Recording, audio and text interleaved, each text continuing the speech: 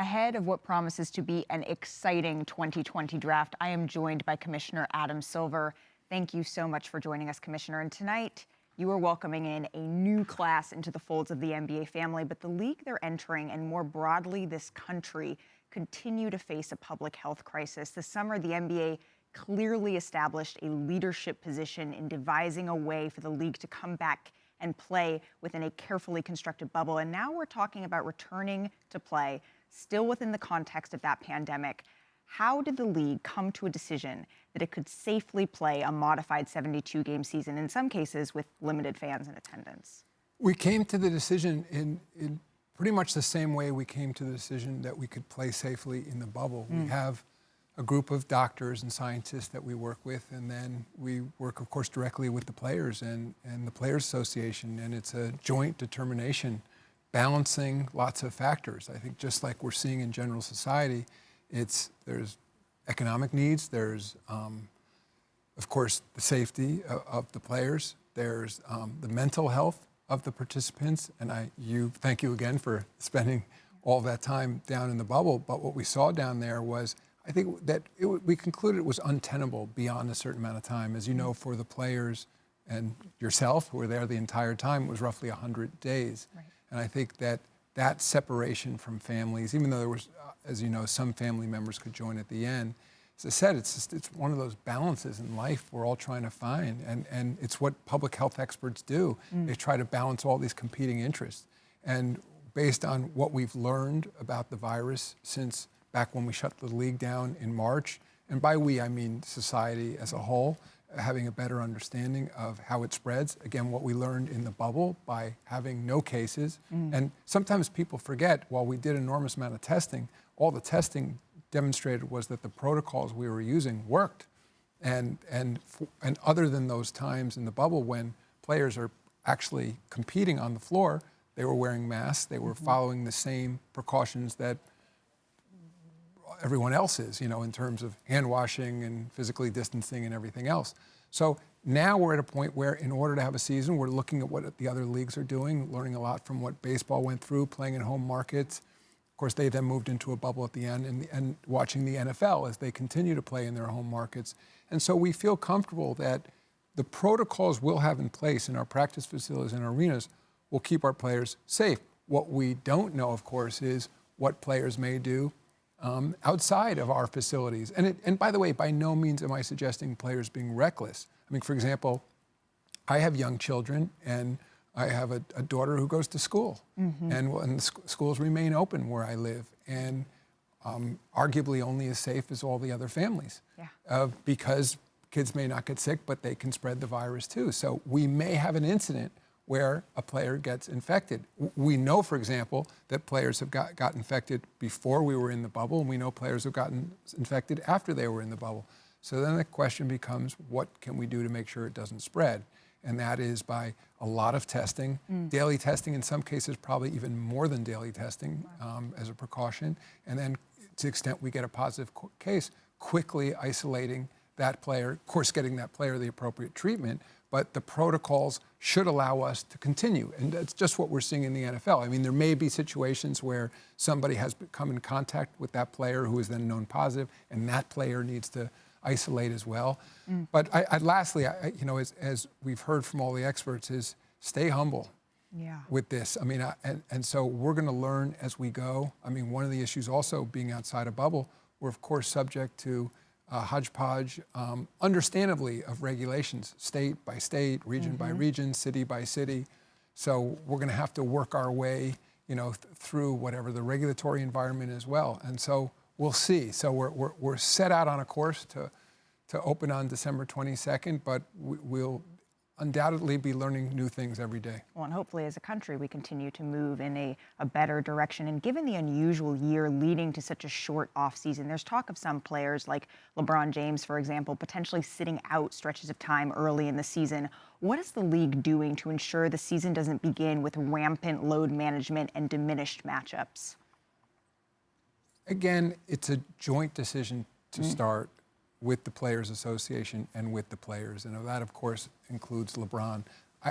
I think it's understood that a player like LeBron that just finished his season in mid-October, you know, and who's at the older end of the spectrum. LeBron, not that you're old, but you know, an older player, end, yes. you know, that may need additional rest. But I think also those players are mindful of, you know, circling those games. I mean, we haven't made a secret out of it in terms of when there has been some resting, that marquee national games are games that players are expected to play in.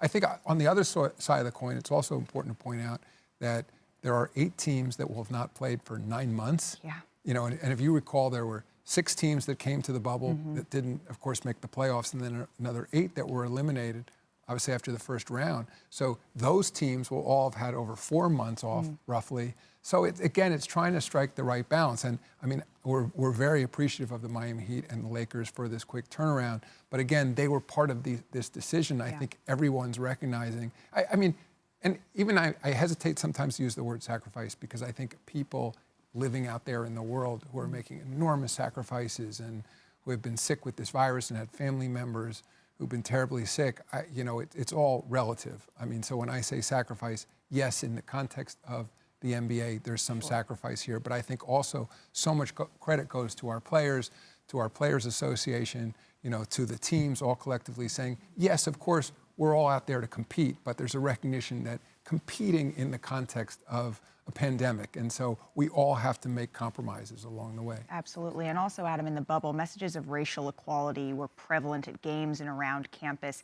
In addition to the formation of the newly formed task force, what will the league's efforts around social justice and racial equality look like this season? So you made reference to the task force. So there's 2 new entities that we created over the course of the summer. One was a new NBA foundation, and in that case, the NBA governors have seeded that foundation with $300 million of contributions, which, I mean, obviously is an enormous amount of money, but I say seed because the expectation is then we will partner with other organizations who also are committed, and what the mission of this foundation is economic development in the Black communities. Right. And so, and the board will be comprised of NBA team governors and players, player association executives, and league executives. Then separately, we created an organization that we're calling the National Basketball Social Justice Coalition. And there was, you know, following the protests and following some of the things that we did, whether on jerseys or on the court, in terms of social justice messages, I think was a common theme of the players together with the team personnel of like, all right, now that our voices have been heard, but now hands-on, how can we make an impact? And there, the idea came to stand up this coalition. And so that's going to be focused on, you know, issues that, in essence, in many ways are outside of our control. I mean, I think we began with economic development because when I think of the great entrepreneurs who make up NBA teams, it's no secret. You've got to be really rich, you know, to own an NBA team. Yep. And by the way, most NBA players are doing pretty well too. So they're in a position to help hands-on in terms of creating economic opportunity. But some of the real social justice changes, and I've had this conversation with players, I mean, that means that almost by definition, legislative change. Yeah. And it may be at your city council, it may be the mayor in town, or it may, for that matter, could be the president. But it means that laws need to be changed. And I think there's an opportunity for our team governors or players working together to have a legislative agenda. And I've also said to members of the NBA community, it also means that you have to work with people who may not agree with you. That I think that's the one thing about the protest, that at some point you sort of are talking to yourself. And I think that there's a realization here that if you really want to change laws and frankly influence other people, that you can do that through civic engagement. Yeah. But it means you got to be willing to listen and engage with people who may at least start with a different point of view. It seems like the NBA is moving beyond just the footprint of maybe some symbolism and into some real tangible action there. But it is almost time to welcome in this new class of draftees. And one of the NBA's hallmarks is its onboarding process for these rookies. There's no summer league this year. There's no in-person symposium. How is the league compensating for the lack of those things for these guys? You said no in person, of course, but just like, again, so many other industries, we can do a lot by Zoom and other platforms. So, I mean, for example, I participated in a welcome session yesterday along with Michelle Roberts with the incoming players and their families.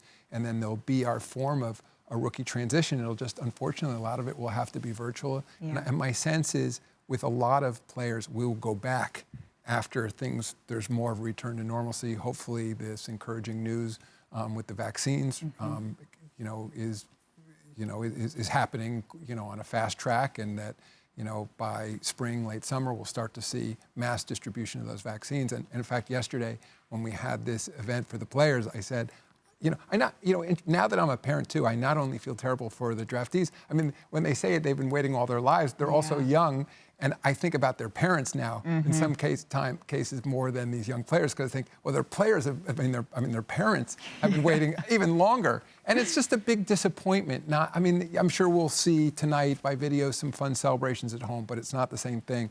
So I promised them all that once things get back to normal, we're going to have a huge ball for them of some kind, maybe around the Summer League in Las Vegas, but we owe them a big party. And so we'll find a way to do that. And we'll also go back. I mean, remember, for our best players, think how many years our top players have been in the league. So they're going to be around for a long time. So even if we have to do more formal in-person training in a year from now or even 2 years from now, we'll still do it. Yeah, well, I look forward to seeing that celebration when it is able to happen. Thank you so much for joining us, Commissioner. It's really going to be a special evening. Thank you. Well, great to be here. Thanks for watching ESPN on YouTube. For live streaming, sports, and premium content, subscribe to ESPN+.